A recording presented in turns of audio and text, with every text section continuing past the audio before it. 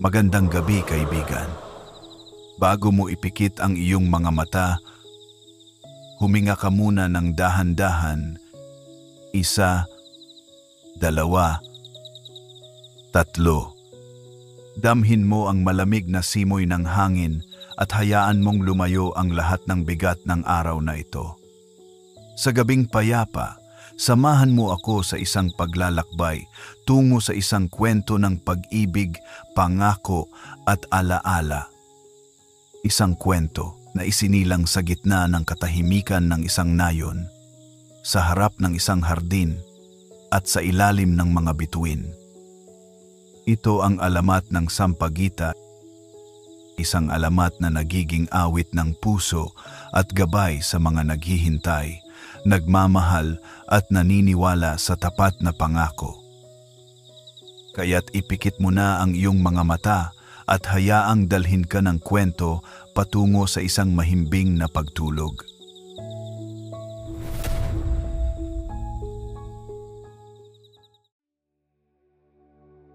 Noong unang panahon, sa isang bayang hindi na matatagpuan sa ating mga mapa, may isang maliit at tahimik na nayon na napapalibutan ng malalawak na bukirin at luntiang kagubatan.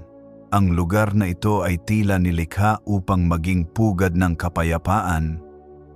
Sa bawat pagsikat ng araw, ang mga ibon ay nag-aawitan at ang kanilang himig ay sinasagot ng banayad na hampas ng hangin sa mga dahon ng kawayan. Ang mga ilog ay dumadaloy ng marahan, tila nagdadala ng mga kwento mula sa kabundukan hanggang sa dagat. Sa gitna ng nayon ay nakatayo ang isang maliit na kapilya na yari sa kahoy at pawid. Ang tunog ng kampanilya nito ay nagsisilbing paalala sa mga tao na ang buhay ay dapat isabuhay ng may kababaang loob at paggalang. Ang mga tao rito ay simple lamang ang pamumuhay. Nagsasaka sila ng palay, nag-aalaga ng mga hayop at nagtutulungan sa tuwing may pangangailangan ng isa't isa.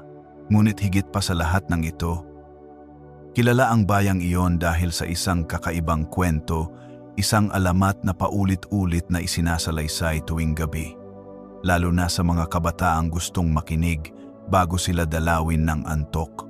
Isang kwento ng pag-ibig, pangako, at ng bulaklak na magiging sagisag ng katapatan, ang Sampaguita. Sa pampang ng isang ilog, may nakatirang isang mag-anak na kilala sa kanilang kabutihang loob.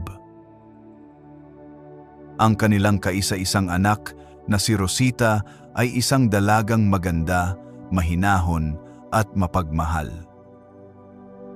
Ang kanyang mga mata ay tila bituin sa dapit hapon, maliwanag ngunit may bahid ng lungkot.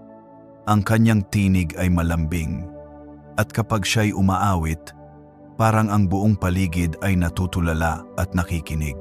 Mahilig siyang magtanim ng mga bulaklak. Araw-araw, bago sumikat ang araw, siya ay nagigising upang diligan at alagaan ang kanyang hardin.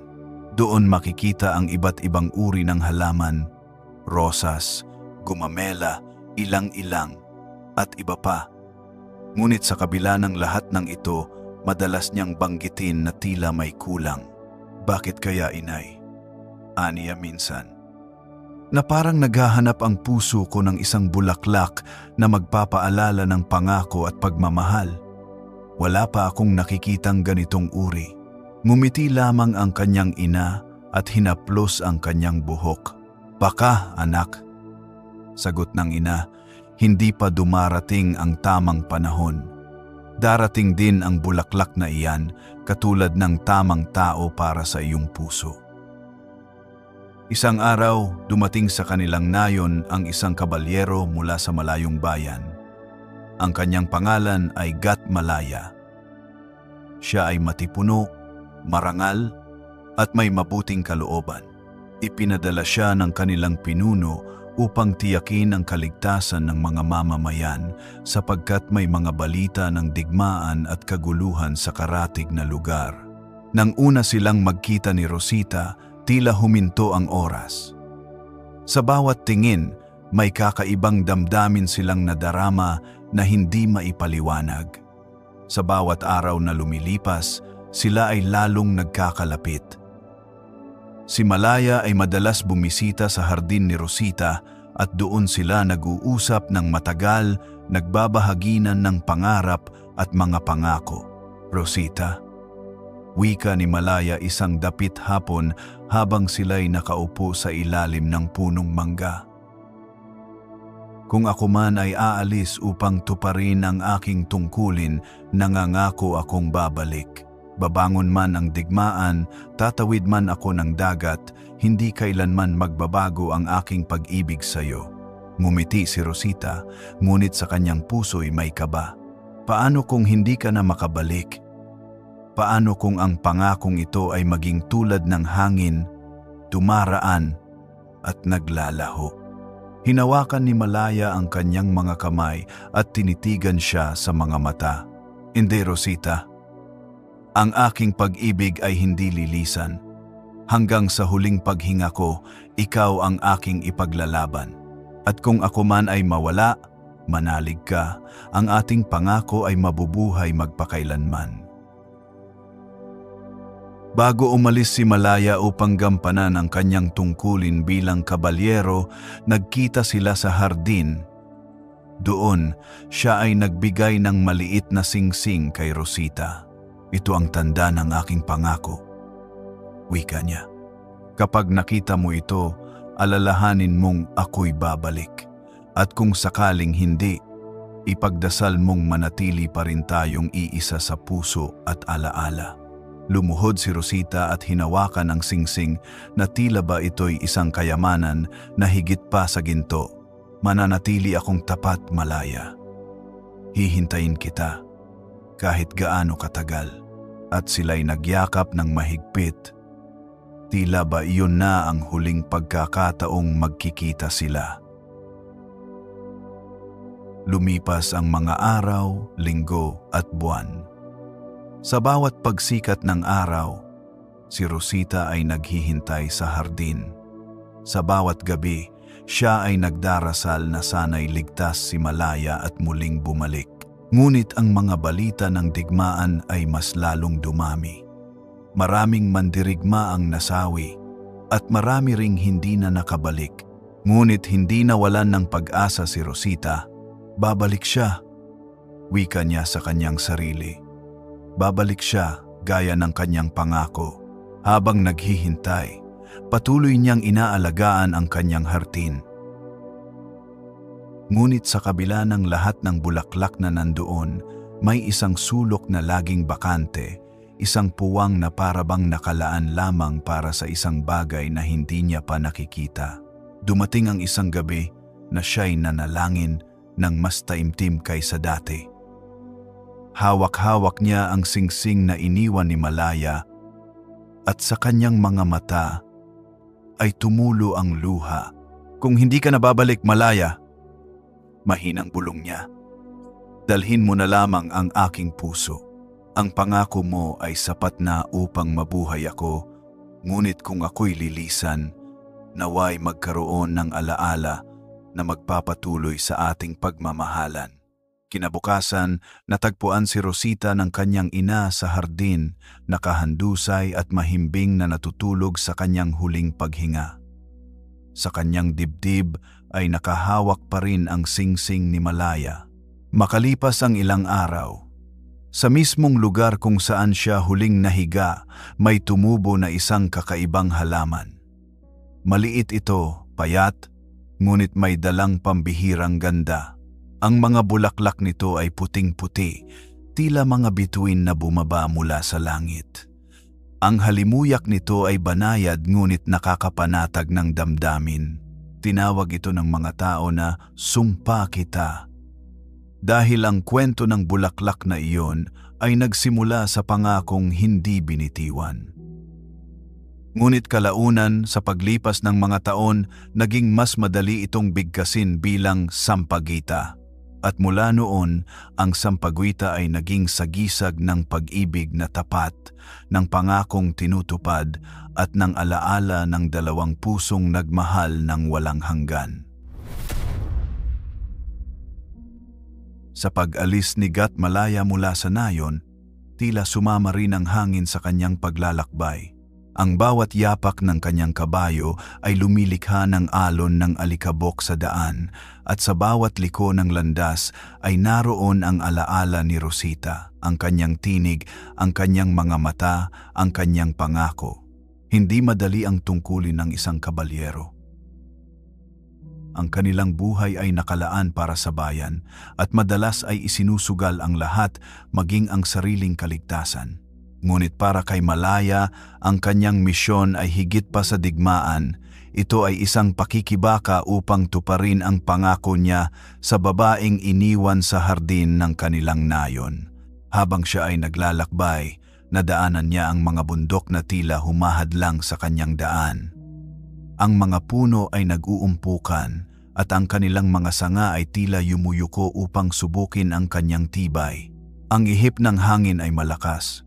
Ngunit para kay Malaya, ito ay tila paalala lamang ng tinig ni Rosita na bumubulong sa kanyang tainga. Mag-ingat ka, ang marahang tinig na kanyang iniisip. Sa bawat hakbang, paulit-ulit niyang inuusal sa kanyang sarili. Babalik ako.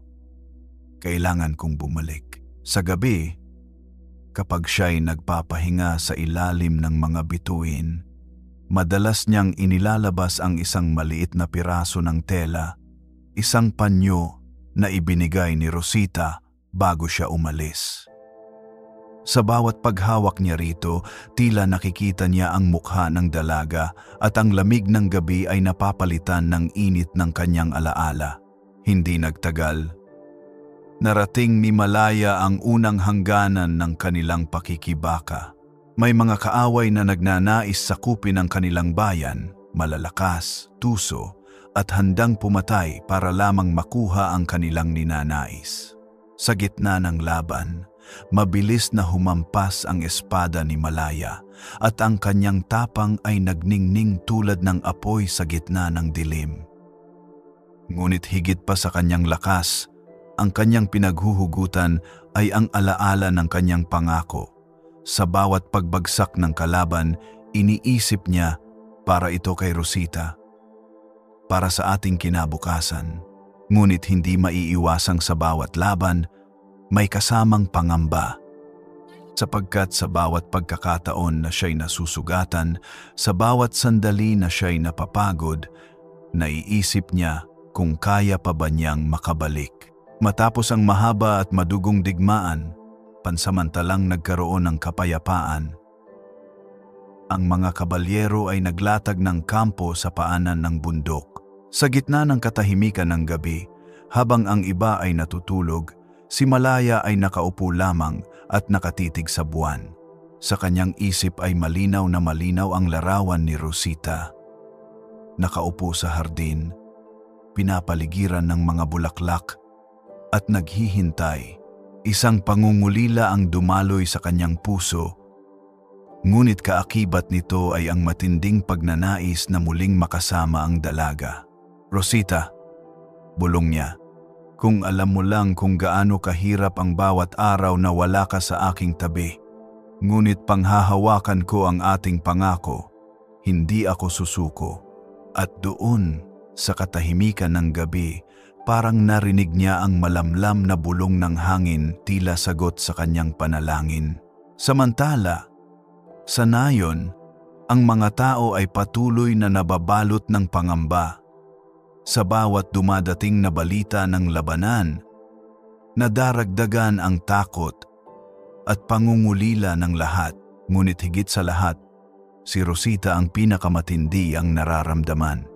Araw-araw siyang lumalabas sa hardin, nagdarasal sa kapilya at umaasang darating ang araw na makikita niyang muli ang kabalyerong kanyang iniibig. Ngunit sa bawat araw na lumilipas na walang balita tungkol kay Malaya, unti-unti ring dumudurog ang kanyang puso. Isang gabi, may dumating na sugatang sundalo sa kanilang nayon. Dinala siya ng mga tao sa gitna ng bayan at doon niya ibinahagi ang mga nangyari. Marami ang nasawi sa labanan. At marami rin ang hindi na nakabalik.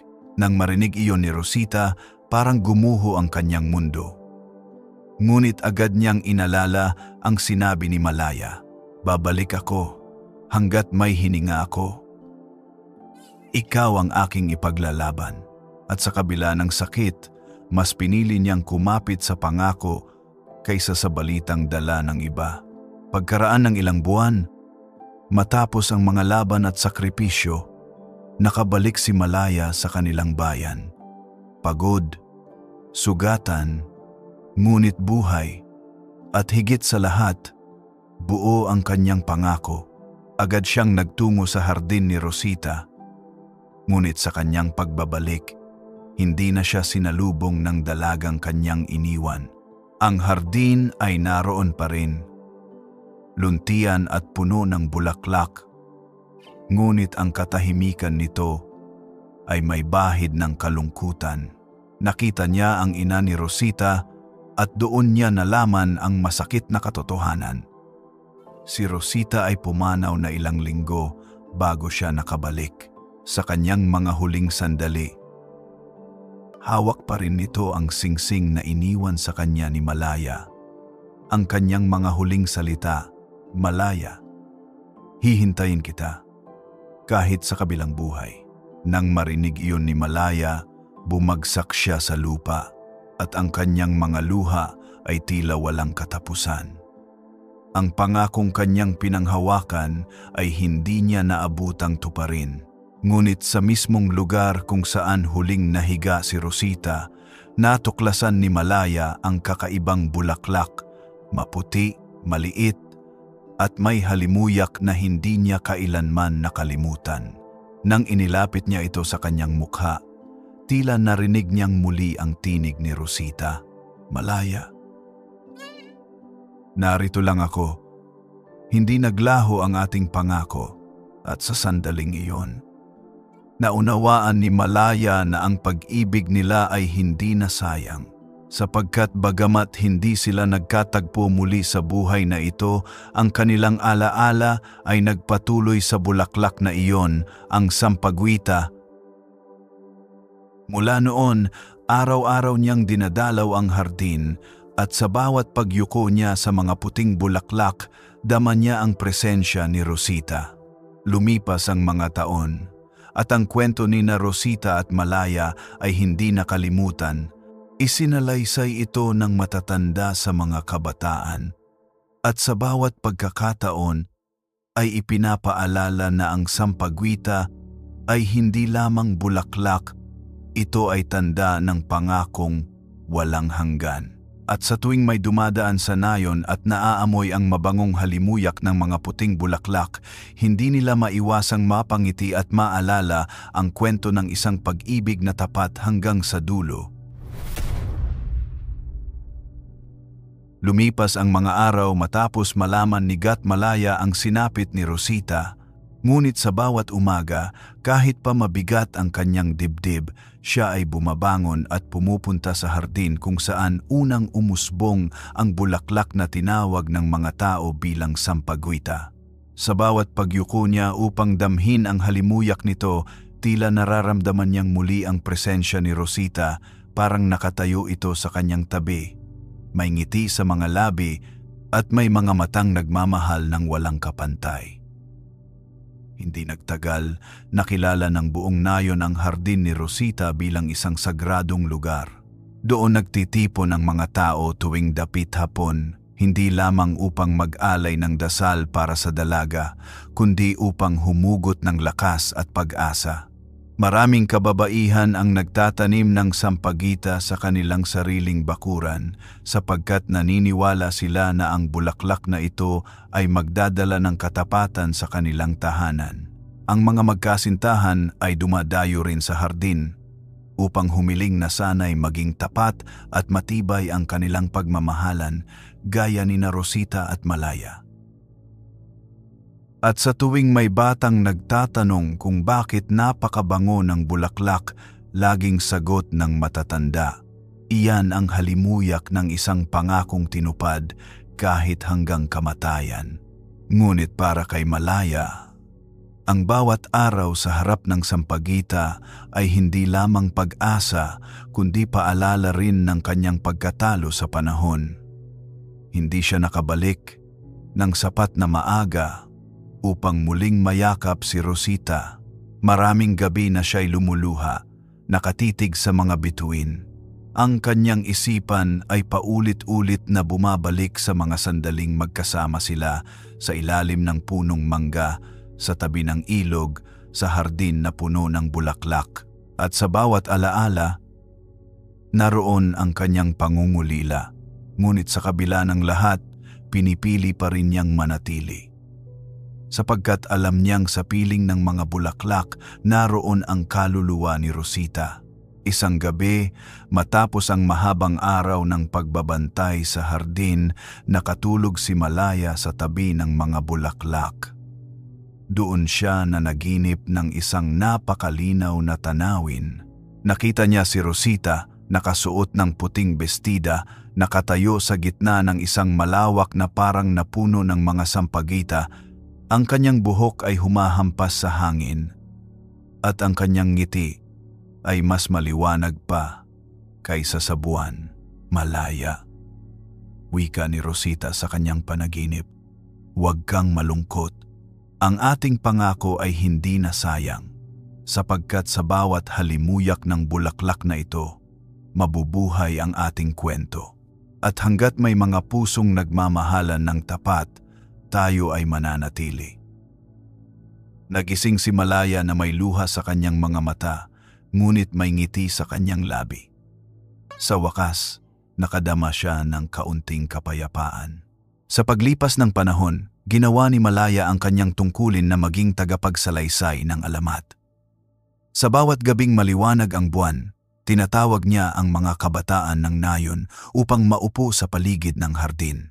Sa banayad na tinig, kanyang ibinabahagi ang kwento ni na Rosita at ng bulaklak na sampagita. Ang mga bata ay nakikinig ng mabuti, nakanganga sa paghanga at madalas ay napapaluha sa dulo ng kwento. Alalahanin ninyo, wika niya, na ang pag-ibig ay hindi lamang tungkol sa kasayahan. Ito ay tungkol din sa pagtitiis, sakripisyo at katapatan. At kung tunay ang inyong pagmamahalan, ito ay magpapatuloy kahit lampas sa hangganan ng buhay. Sa ganitong paraan, naging buhay ang alamat hindi lamang sa mga bulaklak, kundi sa mga alaala ng bawat bagong henerasyon. Mula sa maliit na nayon, kumalat ang balita tungkol sa sampagwita at sa kwento ni na Rosita at Malaya. Dumadayo ang mga tao mula sa malalayong bayan upang makakita ng bulaklak at makinig ng alamat. Unti-unti, naging bahagi ng kultura ng maraming pamayanan ang paggamit ng sampaguita bilang sagisag ng katapatan. Iniaalay ito sa mga kasal, ipinapasuot sa mga panata, at inihahandog sa mga altar bilang tanda ng wagas na paniniwala at pag-ibig. At sa bawat pagkakataon, naroon si Malaya, tahimik na nakamasid, nagagalak sa puso na ang kwento nila ni Rosita ay hindi kailanman malilimutan. Ngunit kahit na kumalat ang alamat, hindi pa rin ligtas si Malaya sa mga pagsubok. Isang araw, may dumating na mga manlalakbay na hindi naniniwala sa kanyang kwento. Sino ang makapagsasabing totoo ang iyong alamat? Usisa ng isa. Walang nakakaalam kung ang bulaklak ay talaga bang galing sa pangako ng dalawang nagmamahalan. Baka isa lamang itong karaniwang halaman. Natro, ngunit nginitian lamang sila ni Malaya at dinala sa hardin. Pinayuhan niya silang lumapit at damhin ang halimuyak ng sampagwita. Nang singhutin ng mga manlalakbay ang bulaklak, bigla silang natahimik. Ang kanilang mga mata ay tila napuno ng damdamin at hindi nila maipaliwanag kung bakit sila nakaramdam ng kakaibang kapayapaan at lambing. Hindi lahat ng bagay ay kailangang makita ng mata, sabi ni Malaya. May mga bagay na nararamdaman ng puso at ang sampagwita ay isa roon. Lumipas ang maraming taon at si Malaya ay tumanda na. Ang kanyang buhok ay pumuti at ang kanyang katawan ay humina. Ngunit kahit sa kanyang katandaan, hindi niya iniwan ang hardin. Isang gabi, sa ilalim ng maliwanag na buwan, siya ay muling humiga sa tabi ng mga bulaklak. Doon niya muling naramdaman ang presensya ni Rosita, ang kanyang tinig, ang kanyang halakhak, ang kanyang pagmamahal. Rosita, mahinang bulong niya. Narito na ako. Panahon na siguro upang muling magtagpo tayo. At sa kanyang huling paghinga, ang hangin ay dumampi sa hardin at tila ba ang mga bulaklak ay sumayaw upang salubungin siya. Kinabukasan, natagpuan siya ng mga tao na nakahiga sa tabi ng mga sampagita, may ngiti sa kanyang labi. At sa mismong lugar na iyon, tumubo ang isa pang puno ng mga puting bulaklak, tila tanda na sa wakas, nagtagpo silang muli ni Rosita. Simula noon, ang hardin ay lalong naging banal para sa mga tao. Ang alamat ng sampagwita ay hindi na lamang tungkol sa isang dalaga at isang kabalyero, kundi isang paalala para sa lahat. Na ang pag-ibig ay tunay na walang hangganan kung ito ay totoo at tapat. At hanggang sa makabagong panahon, ang sampagita ay nanatiling sagisag ng wagas na pagmamahal, pangako at katapatan. Isang bulaklak na hindi kailanman nalalanta sa puso ng mga Pilipino. Pagkaraan ng maraming taon mula nang pumanaw si Gat Malaya, ang hardin na minsang pinagmulan ng alamat ay nanatiling buhay. Ang mga bulaklak na sampagita ay patuloy na umuusbong sa parehong lugar at tila walang tigil ang kanilang pagyabong. Ang hardin ay naging sentro ng alaala at ng pananampalataya sa pangako. Sa bawat pagdiriwang ng bayan, laging may dalang sampagwita ang mga tao. Ipinupulupot nila ito sa kanilang leeg bilang palamuti. Ibinibigay sa mga bisita bilang tanda ng paggalang at iniaalay sa altar bilang simbolo ng pananalig at wagas na damdamin. Ngunit higit sa lahat, naging paraan ang sampagwita upang ipaalala sa bawat isa na ang pagmamahal ay hindi dapat nawawala at ang mga pangako ay dapat tinutupad, hindi lamang sa salita, kundi sa gawa. Sa bawat dapit hapon, kapag ang araw ay dahan-dahang lumulubog at ang langit ay nagiging kulay kahel, nagsisiksikan ang mga bata sa ilalim ng malalaking puno sa tabi ng hardin. Doon, nakaupo ang mga matatanda ng nayon at isa-isa nilang isinasalaysay ang alamat ng sampagwita. "Mga apo," sabi ng isa, habang pinapahid ang kulubot na kamay sa isang tangkay ng bulaklak. Ang sampagwita ay hindi lamang bulaklak. Ito ay alaala ng pag-ibig na tapat, ng dalawang pusong hindi pinaghina ng oras at kamatayan.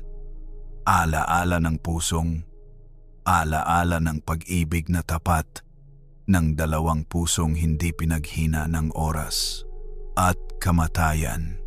Alaala ng pag-ibig na tapat. At kapag naririnig ng mga bata ang pangalan nina Rosita at Malaya, lagi silang napapapikit. Iniisip ang larawan ng isang magandang dalaga at matapang na kabalyero na minahal ang isa't isa nang higit pa sa kanilang sariling buhay. Hindi nagtagal, kumalat ang paniniwala na ang sinumang magkasintahan na magtatali ng sampagita sa kanilang mga kamay habang nangangako ng pag-ibig ay hindi kailanman magkakahiwalay. Marami ang nagtungo sa hardin upang gawin ito. Isang gabi ng buwan, may dalawang kabataan na nagpunta roon, si Alon at si Luningning. Mahigpit nilang hinawakan ang bawat isa at sa gitna ng mga bulaklak, sila ay nangako. Sa harap ng sampagita, nangangako ako, wika ni Alon, na mamahalin kita anuman ang mangyari. At ako naman, tugon ni Luningning, ay nangangakong mananatiling tapat hanggang sa ating huling hininga. At habang sila ay nagyakap, tila ba ang hangin ay nagdala ng halimuyak na mas matamis kaysa dati, parang pagpapala mula kina Rosita at Malaya na ngayon ay bahagi na ng alamat. Hindi naglaon, nakarating sa malalayong bayan ang balita tungkol sa sampagwita. Maraming manlalakbay ang dumayo sa nayon upang makita ang bulaklak at marinig ang alamat. May mga mangangalakal mula sa Hilaga, mga mandaragat mula sa Timog, at maging mga dayuhan mula sa malalayong pulo. Lahat sila ay namangha sa halimuyak ng maliit na bulaklak na iyon. Isang manlalakbay ang nagsabi, napakaliit ng bulaklak, ngunit ang bango nito ay tila bumabalot sa buong paligid, parang may lihim na kapangyarihan. Ngumiti ang isa pang matanda sa nayon at sumagot, hindi kapangyarihan, kundi pagmamahal. Ang halimuyak ng sampagita ay alaala ng isang pangakong hindi nabigo. Habang lumalawak ang paglaganap ng alamat, naging inspirasyon din ng sampagita para sa mga makata at manunugtog. May mga awit na isinulat tungkol sa bulaklak, mga tula na tumutula tungkol sa katapatan, at mga kwento na isinilang mula sa parehong alamat. Sa tuwing may kasal sa nayon, laging inaawit ng mga matatanda ang isang himig, kung ang sampagwita'y sumibol sa lupa, pag-ibig ay di mawawala. Sa bawat pangako'y may halimuyak, sa bawat pag-ibig may alaala. At ang mga bagong kasal ay magkahawak kamay na sumasayaw sa ilalim ng mga bituin habang ang bulaklak ay nakalagay sa kanilang buhok o sa kanilang dibdib. Isang gabi, may batang lalaki na nagngangalang Tomas na nakatulog sa tabi ng hardin. Sa kanyang panaginip, nakita niya sina Rosita at Malaya na magkahawak kamay, nakangiti at nakatayo sa gitna ng napakalawak na parang ng mga bulaklak. Bakit kayo nandito? Tanong ni Tomas sa kanyang panaginip. Sumagot si Rosita, narito kami, sapagkat ang aming kwento ay hindi nagtatapos sa kamatayan. Ang sampagita ay tulay upang ang aming pagmamahalan ay manatiling buhay. At dinagdagan ni Malaya, ikaw bata ay isa sa mga magpapatuloy sa aming kwento. Kapag ikaw ay tumanda, isalaysay mo ito sa mga darating pang henerasyon upang walang makalimot. Pagkagising ni Tomas, tumakbo siya sa kanyang mga magulang at ikinuwento ang lahat ng kanyang nakita. At mula noon, naging masigasig siyang makinig at magpasa ng alamat sa kanyang mga kaibigan. Sa paglipas ng panahon, ang nayon ay nagpasimula ng isang taunang kapistahan bilang parangal sa sampagwita at sa alamat nito. Sa bawat buwan ng tag-init, ang buong bayan ay naglalagay ng mga palamuti mula sa bulaklak, mga korona, mga palamuti sa bahay, at maging mga palamuting isinasabit sa mga kariton at karwahe. Ang mga bata ay nagsasayaw sa lansangan, bit-bit ang mga garlandang sampagwita, habang ang mga matatanda ay umaawit ng mga awiting lumang-luma na. Ang himig ng kasayahan ay sumasabay sa bango ng bulaklak na umaabot hanggang sa malalayong lugar. At sa bawat dulo ng kapistahan, muling isinasalaysay ang alamat ni Rosita at Malaya, isang kwento ng pangako at pag-ibig na siyang ugat ng lahat ng pagdiriwang. Ngunit higit sa lahat ng mga kasayahan, nananatili ang sampagita bilang paalala sa lahat ng tao. Sa bawat tahanan na may nakasabit na bulaklak, naroon ang paniniwala na ang pamilya ay mananatiling buo at tapat. Sa bawat magkasintahang nagtatali ng sampagita sa kanilang mga kamay, naroon ang pag-asang hindi sila magkakahiwalay. At sa bawat dasal na inaalay sa altar, naroon ang samyo ng bulaklak na parang umaabot hanggang sa kalangitan. At nang ang mga unang nakarinig ng alamat ay tumanda at pumanaw, ang kanilang mga anak at apo ang nagpatuloy sa pagsasalaysay. Ang kwento ay hindi namatay, sapagkat ito ay ibinulong sa mga duyan ng mga sanggol, itinuro sa mga batang nagsisimula pa lamang makinig at ipinasa sa mga binata at dalaga na natututo pa lamang magmahal. Kaya hanggang sa dumating ang bagong panahon, dala pa rin ng bawat tao ang paalala ng sampaguita, ang bulaklak ng pangako, ng katapatan, at ng walang hanggang pag-ibig. Kung nagugustuhan mo ang ating kwento, kaibigan, huwag kalimutang i-like at i-share ito sa iyong mga kaibigan. Mag-subscribe ka na rin para lagi kang updated sa mga bagong kwentong pampaantok. At kung may nais kang marinig na susunod na kwento, i-comment mo lang sa ibaba. Balik tayo sa kwento. Sa paglipas ng mga taon, naging mas matatag ang lugar ng sampagita sa puso ng mga tao. Hindi na lamang ito basta bulaklak na naglalabas ng halimuyak sa gabi, kundi naging bantayog ng pangako, isang alaala ng dalawang pusong nagmahal ng higit pa sa buhay. At habang patuloy ang pagdaloy ng panahon, mas lalo itong yumabong sa kasaysayan at sa kalooban ng bawat pamilyang Pilipino. Isang gabing tahimik habang ang buwan ay bilog na bilog, nakaupo si Luningning, ang batang babae na noon ay nangakong magmamahal sa piling ng sampagita. Sa kanyang tabi ay nakahiga ang kaniyang alagang kuting, at sa kanyang mga kamay ay isang korona ng mga bulaklak na siya mismo ang gumawa. Habang dinidikit niya ang bawat puting talulot, bigla niyang naisip, kung sa bawat bulaklak ay may nakatagong pangako, gaano kaya karami na ang mga pangakong iniwan dito sa hardin. Ang hangin ay dumaang marahan, tila sumasagot. Naramdaman ni Luningning ang kakaibang lamig, parang yakap ng isang alaala, isang bulong mula sa nakaraan. At doon, nagising sa kanyang puso ang matinding paniniwala na ang sampagita ay hindi lamang palamuti, kundi buhay na paalala. Sa parehong nayon, may isang matandang albularyo na kilala bilang si Mang Isko. Madalas siyang lapitan ng mga tao para humingi ng gamot mula sa mga dahon at ugat ng halaman.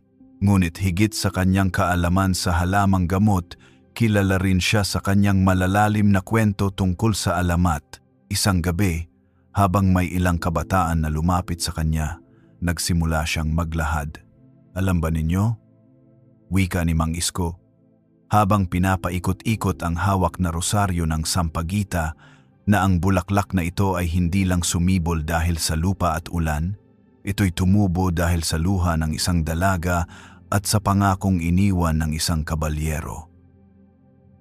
Tahimik ang mga kabataan, nakikinig sa bawat salita.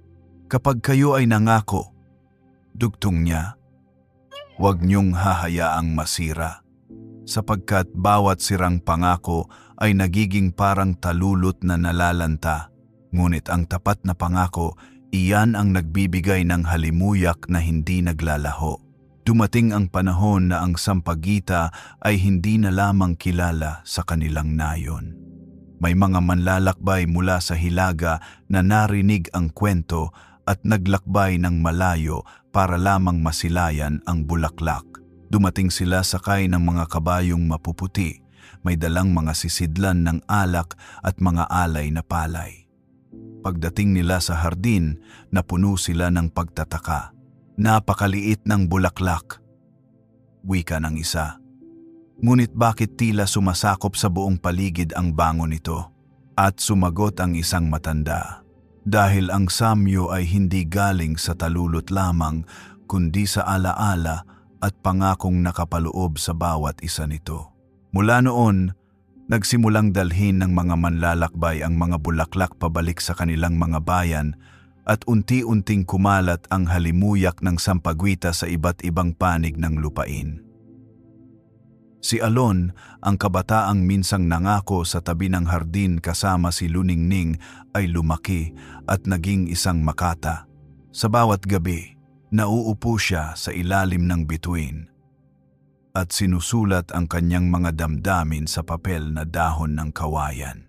Isang tula ang kanyang isinulat, "Kung ang gabi magdilim at ako'y maligaw, ang samyo ng sampagita ang aking ilaw. Sa bawat pangako'y ako'y umaasa, sa halimuyak nito, pagmamahal ay gising pa." Ang kanyang mga tula ay nabasa ng marami at ang sampagita ay mas lalong naging sagisag hindi lamang ng pangako, kundi pati na rin ng pag-asa. Isang araw, may isang buntis na nagngangalang Amihan. Habang siya ay natutulog, nanaginip siya ng isang hardin na puno ng mga sampagita. Doon, nakita niya si Rosita na may hawak na isang maliit na bata. "Ang anak mo," bulong ni Rosita sa kanyang panaginip, "ay lalaki na may pusong tapat. Turuan mo siyang magmahal at tumupad ng pangako upang ang sampagwita ay manatiling buhay."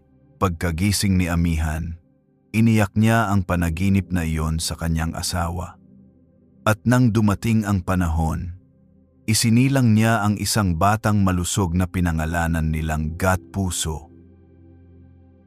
At sa paglaki ng bata, lagi siyang sinasabihan ng kanyang ina, "Anak, tulad ng sampagwita, maging matapat ka sa iyong mga salita. Ang bawat pangako ay mahalaga sapagkat dala nito ang halimuyak ng puso." Lumipas ang mga dekada at ang bayan ay nakasanayan na ang taunang kapistahan ng sampagwita. Ngunit dumating ang isang bagong kaugalian, isang gabi ng paglalakad na may dalang sulo, kung saan ang lahat ng tao ay pumupunta sa hardin at nagsisindi ng ilaw. Habang naglalakad, bawat isa ay may hawak na garlandang sampagwita at ang mga bata ay nag-aawitan ng mga himig ng alamat. At sa huling bahagi ng pagdiriwang, lahat ay sabay-sabay na bumibigkas ng panata. Kung paanong ang sampagita'y nananatiling mabango, kami rin ay mananatiling tapat sa aming mga pangako. Ang tanawin ay kahanga-hanga, libu-libong sulo, libu-libong bulaklak, at isang halimuyak na tila abot hanggang kalangitan. Sa kalaunan, may isang mandaragat na nagngangalang Tobias na naglayag patungo sa malalayong pulo. Sa kanyang pag-alis, dinala niya ang ilang garlandang sampagwita. Habang siya ay naglalakbay sa karagatan, binuksan niya ang sisidlan at naamoy ang halimuyak sa kanyang pangungulila sa asawa. Nagdasal siya, "Kung ang samyo ng sampagwita ay alaala ng pangako, naway dalhin nito ang aking pagmamahal kahit gaano pa kalayo ang agwat namin." At nang siya ay makabalik pagkalipas ng mahabang panahon, nakita niya ang kanyang asawa na may hawak ding garlandang sampagwita na tila nagsasabing kahit gaano pa sila nagkalayo, nanatiling buo ang kanilang pangako. Dumating ang panahong ang alamat ng sampagwita ay itinuro na rin sa mga paaralan ng nayon. Ang mga guro ay nagkukuwento hindi lamang bilang isang alamat ng pag-ibig, kundi bilang isang aral sa buhay. "Mga bata," sabi ng isang guro, "ang sampagita ay hindi lamang bulaklak. Ito'y paalala na sa bawat salitang binibitawan natin may pananagutan, at sa bawat pangakong ating ginagawa may halimuyak na dapat nating ingatan." At habang nakikinig ang mga bata, isa-isang pumikit at naamoy ang mga bulaklak sa kanilang mesa na parabang nagsasanay silang alalahanin ang halaga ng kanilang mga salita. Sa huling bahagi ng siglong iyon, may isang ermitanyo na nakatira sa paanan ng bundok. Tuwing gabi, bumababa siya sa hardin at nag-aalay ng dasal sa gitna ng mga sampagwita. Diyos na may lalang, bulong niya, naway manatili ang halimuyak ng bulaklak na ito. Naway magsilbi itong paalala sa lahat ng tao na ang tunay na yaman ay hindi ginto o pilak, kundi ang katapatan ng puso. At sinasabi ng mga tao na sa tuwing nagdarasal siya, mas lalo pang tumatamis ang samyo ng mga bulaklak na tila ba pinakikinggan at pinapakinggan ng langit ang kanyang mga panalangin. At nang dumating ang bagong henerasyon, ang alamat ay hindi kailanman nawala. Ito'y naging bahagi ng mga awit, ng mga tula, ng mga panaginip, ng mga panata, at ng mga dasal. Sa bawat sulok ng bayan, may mga garlandang sampagwita na nakasabit. Sa bawat tahanan, may samyo na nagpapaalala ng pagmamahal at katapatan. At sa bawat puso, naroon ang pangako, isang pangako na, tulad ng sampagwita, ay laging buhay. Lumipas ang mga dekada, at ang hardin ng sampagita ay naging parang banal na dambana ng buong nayon. Sa bawat taon, mas lalo itong nadaragdagan ng mga bulaklak na tila ba ang mismong lupa ay nagbubunga ng pagmamahal at alaala. Sa bawat pagdapo ng hangin, ang bango ay sumasabay, humahaplos sa balat, at pumapawi sa lahat ng pagod at bigat ng damdamin. Ngunit higit pa sa halimuyak, ang sampagwita ay naging boses ng kasaysayan, isang kwento na bumubulong mula sa nakaraan at nagpapaalala na ang pag-ibig na tapat ay hindi naluluma. Sa nayon ay may isang matandang kilala bilang Lakay Doro. Siya ang pinakamatandang naninirahan sa baryo at sinasabing ina po ng mga unang nakakita sa pag-usbong ng sampagwita. Tuwing gabi, may mga kabataan na dumadalaw sa kanyang kubo upang makinig sa mga kwento. Minsan, habang sila'y nakapaligid sa kanya at may hawak na mga garlandang sampagwita, nagsimula siyang magsalaysay. Mga apo, aniya, huwag ninyong isipin na ang bulaklak na ito ay basta na lamang sumibol. Bawat talulot ay luha, bawat halimuyak ay pangako. Ang sampagwita ay paalala na sa likod ng lahat ng sakit at pamamaalam, laging may pag-ibig na nananatili. Tahimik ang mga kabataan, nakikinig na parang ang mismong gabi ay tumigil upang pakinggan ang kanyang tinig. Hindi lamang mga magkasintahan ang humanga sa sampagwita, maging ang mga mandirigma ng nayon ay nagsimulang magdala ng garlandang bulaklak bago sila maglakbay o lumaban. Kung kami bumalik, wika ng isa, ang halimuyak na ito ang magsisilbing gabay upang lagi naming maalala kung ano ang aming ipinaglalaban, ang aming mga pamilya, ang aming bayan, at ang aming pangako. At kung sakaling may hindi na nakabalik, ang mga garlandang naiwan ay inaalay ng kanilang mga mahal sa buhay sa altar ng hardin, tanda ng katapatan hanggang sa huli. Isang gabi, si Luningning na ngayoy dalaga na ay muling nanaginip.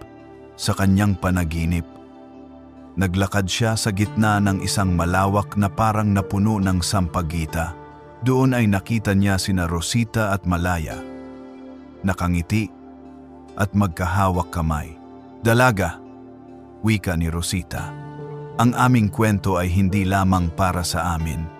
Ito'y para sa lahat ng may pusong nagmamahal at nangangako. Ikaw ay isa sa mga magpapatuloy sa aming alaala.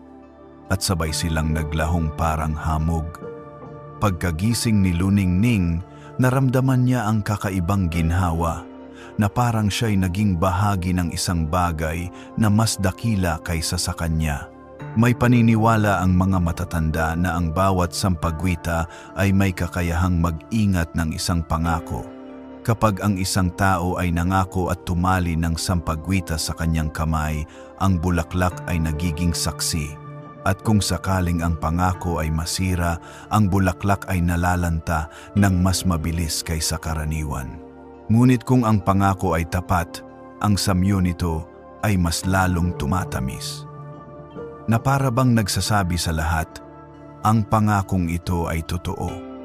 Makalipas ang ilang taon, may dumating na mga dayuhan mula sa malalayong lugar. Dinala sila ng kanilang mga barko at mga kakaibang kalakal. Ngunit higit sa lahat, nadala sila ng balitang may bulaklak sa isang bayan na may halimuyak na hindi matutumbasan. Pagdating nila sa nayon, namangha sila sa tanawin ng hardin. Ang isa sa kanila ay nagsabi, "Sa aming bayan, ang pinakamagandang bulaklak ay rosas. Ngunit ang bulaklak na ito, bagamat maliit, ay tila higit pa sa lahat ng aming nakita." At nang marinig nila ang alamat ni na Rosita at Malaya, napaluha ang ilan. Isa sa kanila ay nagwika, "Sa aming pag-uwi, isasalaysay namin ang kwento ng Sampaguita sapagkat ang kwentong ito ay higit pa sa bulaklak. Ito'y kwento ng puso." Sa bawat kapistahan, ang mga kabataan ay umaawit ng mga kantang isinulat mula sa alamat. Isa sa pinakatanyag ay ang awit na tinatawag nilang Himig ng Sampaguita. Ang awit ay naglalaman ng mga linyang nagsasalaysay ng pangako, ng luha at ng pag-ibig na hindi natitinag. At sa tuwing ito'y inaawit, ang mga tao ay sabay-sabay na naglalagay ng bulaklak sa kanilang buhok at dibdib, tanda ng pakikiisa sa kwento. Isang taon, nagpasya ang mga tao na gawing mas enggrande ang kanilang pagdiriwang. Sa halip na simpleng kapistahan, nagdala ang bawat pamilya ng maliliit na parol na gawa sa kawayan at papel. Sa pagsapit ng gabi, sabay-sabay nilang sinindihan ang mga parol at inilagay sa paligid ng hardin. Ang resulta ay kahanga-hanga, libu-libong ilaw na kumikislap habang ang samyo ng Sampaguita ay pumapailan lang sa hangin. At sa gitna ng liwanag, isang matanda ang nagwika. Ang mga ilaw na ito ay parang mga pangakong tinutupad. Ang bawat sindi ay tanda ng pag-ibig na buhay pa rin hanggang ngayon. Sa paglipas ng panahon, ang alamat ng Sampaguita ay hindi na lamang nakulong sa isang nayon. Kumalat ito sa iba't ibang bayan, sa iba't ibang pulo, at sa iba't ibang henerasyon. May mga magulang na ikinukwento ito sa kanilang mga anak bago matulog. May mga makata na isinulat ito sa kanilang mga aklat. May mga pari na ginamit ito bilang halimbawa sa kanilang mga sermon tungkol sa katapatan. At sa bawat lugar na narating ng alamat, ang bulaklak ay naging higit pa sa halaman. Naging simbolo ito ng buong bansa. Ngunit higit sa lahat, ang Sampaguita ay nanatiling paalala sa bawat isa.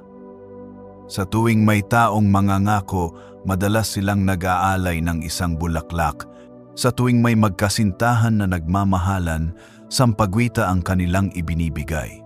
At sa tuwing may namamatay, Sampaguita ang inilalagay sa kanilang libingan, tanda na ang pangako ng pag-ibig ay umaabot kahit sa kabilang buhay. At nang dumating ang mga bagong henerasyon, ang alamat ay nanatili. Ang mga bagong kwento ay nadagdag, ngunit ang ugat ay isa pa rin, ang kwento ng pangakong tapat. At sa bawat pagsikat at paglubog ng araw, sa bawat pag-ihip ng hangin, at sa bawat bulaklak na bumubuka, ang Sampaguita ay nagsasalita. Sinasabi nito, ang pagmamahal ay hindi natatapos. Ang pangako ay hindi nawawala. At tulad ng aming halimuyak, kami ay laging buhay. Sa pag-inog ng panahon, unti-unting nagbago ang anyo ng nayon. Ang mga simpleng kubo ay napalitan ng mas matitibay na bahay. Ang mga daan ay mas naging maayos at ang kalakalan ay mas dumami. Ngunit sa lahat ng pagbabagong ito, nanatiling buo at hindi nagalaw ang hardin ng Sampaguita. Ang mga tao, gaano man kaabala sa kanilang mga gawain, ay laging bumabalik sa hardin upang maalala ang alamat. At sa bawat pagdiriwang, mas lalo itong lumalago bilang pamana ng pag-ibig sa bawat henerasyon. Lumipas ang mga taon, at si Lakay Doro na matagal nang nagkukwento tungkol sa Sampaguita ay lalong tumanda. Ang kanyang buhok ay ganap ng puti, at ang kanyang lakad ay mabagal. Ngunit ang kanyang tinig ay nananatiling malinaw. Isang gabi, tinipon niya ang mga kabataan at mga apo sa paligid ng apoy. Sa kanyang mga kamay, hawak niya ang isang maliit na korona ng Sampaguita. Mga apo, wika niya, baka ito na ang huli kong pagkakataon upang ibahagi sa inyo ang lahat. Tandaan ninyo, ang bulaklak na ito ay hindi lamang alaala ni Rosita at Malaya. Ito'y paalala para sa bawat isa sa atin na sa lahat ng bagay, ang pinakamahalaga ay ang katapatan.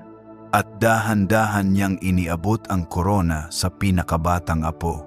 Ikaw ang magpapatuloy ng kwento, huwag mong hayaang mamatay ang alamat. Lumuha ang mga bata at mula noon naging panata nila na hindi hahayaang mawala sa alaala ang Sampaguita.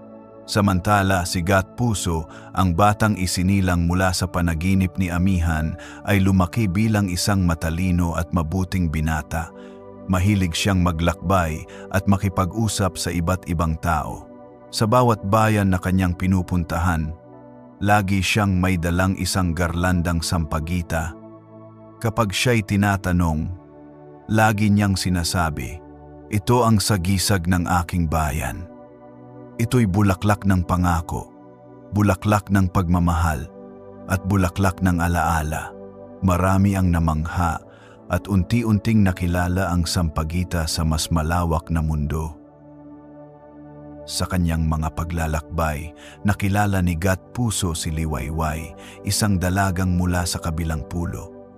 Maganda siya, may mga matang kasing liwanag ng umaga at pusong puno ng kabutihan. Sila ay nag-usap, naglakbay at nagbahagi ng mga pangarap hanggang sa isang gabi. Sa ilalim ng buwan, tinanong ni Liwayway, "Gat Puso, ano ba talaga ang ibig sabihin ng Sampaguita?" Ngumiti siya at iniabot ang isang bulaklak. "Ito'y nangangahulugang sumpakita. Kapag inalay ko ito sa iyo, ibig sabihin, nangangako akong mamahalin ka habang ako'y nabubuhay." Namula si Liwayway. At doon nagsimula ang kanilang pagmamahalan. Isang gabi, dinala ni Gat Puso si Liwayway sa mismong hardin ng Sampaguita sa kanyang bayan. Doon, sa harap ng libu-libong bulaklak, magkahawak nilang inilapit ang kanilang mga puso. "Liwayway," wika ni Gat Puso, "sa harap ng Sampaguita, nangangako ako na hindi ka iiwan anuman ang mangyari. Mahal kong Gat Puso."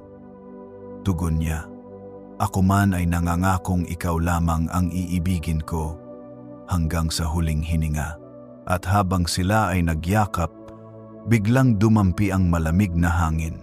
Ang samyo ng Sampaguita ay tila mas tumamis at ang buwan ay sumilay ng mas maliwanag.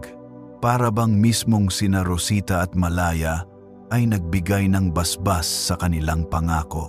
Nang sumunod na taon, ipinakilala ng mga matatanda ang bagong tradisyon sa kapistahan ng Sampaguita. Sa halip na simpleng sayawan at awitan, idinagdag nila ang seremonya ng panatang Sampaguita. Lahat ng magkasintahan ay nagtatali ng bulaklak sa kanilang kamay habang binibigkas ang kanilang pangako at ang buong bayan ay sumasaksi, nagdiriwang sa pag-asang hindi kailanman mabubuwag ang mga pusong nagmamahalan. Ang seremonya ay naging pinakaaabangan ng lahat at mula noon, taon-taon itong inuulit bilang simbolo ng pananampalataya sa wagas na pag-ibig. Ngunit isang gabi, habang natutulog si Liwayway, nagkaroon siya ng panaginip. Nakita niya ang hardin na puno ng mga bulaklak, ngunit sa gitna nito ay isang batang umiiyak. Nilapitan niya ito at nagulat siya nang marinig ang tinig ni Rosita. "Dalaga," bulong ni Rosita, "ang pag-ibig ay hindi laging madali. May mga pagsubok, may mga luha, ngunit kung kayo'y magpapatuloy at magiging tapat, ang inyong pagmamahalan ay magiging halimuyak na aabot sa mga susunod pang henerasyon." Nagising si Liwayway na may hawak na isang sariwang sampagita sa kanyang kamay, parang regalo mula sa panaginip. Dumating ang panahon ng digmaan. Ang kanilang bayan ay binalot ng takot at kaguluhan. Si Gatpuso, bilang isang matapang na binata, ay napilitang sumama sa mga mandirigma upang ipagtanggol ang kanilang lupa. Bago siya umalis, iniabot niya kay Liwayway ang isang garlandang sampagita. "Kung sakaling ako'y hindi bumalik," aniya, "ito ang magsisilbing alaala ng aking pangako." Ngunit tumutol si Liwayway. "Hindi, mahal ko. Ikaw ay babalik. Sapagkat hindi matatapos ang ating kwento dito lamang." At sila ay nagyakap habang ang mga bulaklak ay tila umiiyak sa paligid. Habang nasa digmaan si Gatpuso, gabi-gabi ay humahawak si Liwayway ng garlandang sampagita at nagdarasal. Sa bawat dasal, naamoy niya ang bango ng bulaklak na parang yakap ng kanyang minamahal. At sa mga panahong halos sumuko na siya sa takot at pangungulila, bigla niyang mararamdaman ang malamig na simoy ng hangin at ang halimuyak ng sampagita. Para bang mismong si Gatpuso ay nasa tabi niya.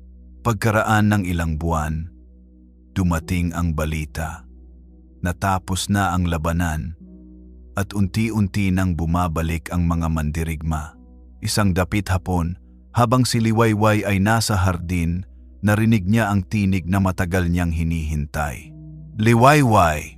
Paglingon niya, nakita niya si Gatpuso, sugatan ngunit buhay. Tumakbo siya at niyakap ng mahigpit. Ang garlandang sampagita na nasa kanyang leeg ay kumapit sa bulaklak na hawak ni Liwayway at sabay nilang naamoy ang pinakamatamis na halimuyak na kanilang naranasan. Mula noon, naging halimbawa sina Gatpuso at Liwayway sa buong bayan, hindi lamang dahil sa kanilang pagmamahalan, kundi dahil sa kanilang katapatan sa isa't isa kahit sa gitna ng pagsubok. At ang mga tao ay mas lalo pang minahal ang sampagita, sapagkat sa bawat bulaklak nito, naroon ang kwento ni Rosita, Malaya, Gatpuso at Liwayway. Mga pusong pinagbuklod ng pag-ibig at pangako. Sa huling bahagi ng kanilang buhay, muling bumalik sina Gatpuso at Liwayway sa hardin. Nakaupo sila sa ilalim ng buwan, magkahawak kamay, habang nakapalibot sa kanila ang mga sampagita. "Mahal ko," wika ni Liwayway. "Kung sakali mang dumating ang araw na ako'y mawala, tandaan mo, hindi kailanman magwawakas ang ating pangako." "Liwayway," tugon ni Gatpuso, "ang ating pagmamahalan ay tulad ng bulaklak na ito. Laging sumisibol, laging bumabango, at kailanman ay hindi malalanta." At sa gabing iyon, narinig ng lahat ang malambing na pag-ihip ng hangin at ang buong hardin ay nabalot ng halimuyak, isang paalala na ang pag-ibig na tapat ay hindi namamatay. Paglipas ng maraming taon, ang alamat ng sampagita ay naging bahagi na ng bawat henerasyon. Iba't ibang pangalan, iba't ibang mukha, ngunit iisa ang kwento ng pag-ibig, pangako at alaala, at hanggang sa kasalukuyan. Sa bawat pag-ihip ng hangin at sa bawat halimuyak ng sampagita, maririnig pa rin ang bulong ng nakaraan. Ang pagmamahalan ay walang hanggan, at ang pangako ay laging buhay. At dito nagtatapos ang ating paglalakbay sa kwento ng Alamat ng Sampaguita. Isang alamat na hindi lamang tungkol sa bulaklak, kundi tungkol sa pangako, sa pag-ibig at sa katapatan na hindi kailanman naglalaho. Sa bawat halimuyak ng Sampaguita, ipinaaalala sa atin na ang tunay na pagmamahal ay hindi nasusukat sa haba ng panahon, kundi sa katapatan ng puso. At gaya ng mga kwento ni Rosita, Malaya, Gatpuso at Liwayway, ang bawat pangakong wagas ay nagiging pamana, isang alaala na ipinapasa mula henerasyon hanggang henerasyon. Kaya sa tuwing makikita o maaamoy mo ang Sampaguita, tandaan mong ito'y paalala ng wagas na pagmamahal at sumpa na hindi kailanman magmamaliw. Kaibigan, kung ikaw ay napaidlip na sa gitna ng ating kwento, naway nagdala ito ng kapayapaan at ginhawa sa iyong gabi. At kung ikaw ay gising pa, maraming salamat sa pagsama sa akin hanggang sa dulo ng alamat na ito. Huwag mong kalimutang mag-like, mag-subscribe at i-on ang notification bell upang lagi kang makasama sa susunod nating mga pampatulog na kwento. Hanggang sa muli, kaibigan, mahimbing na tulog at managinip ka ng maganda ngayong gabi.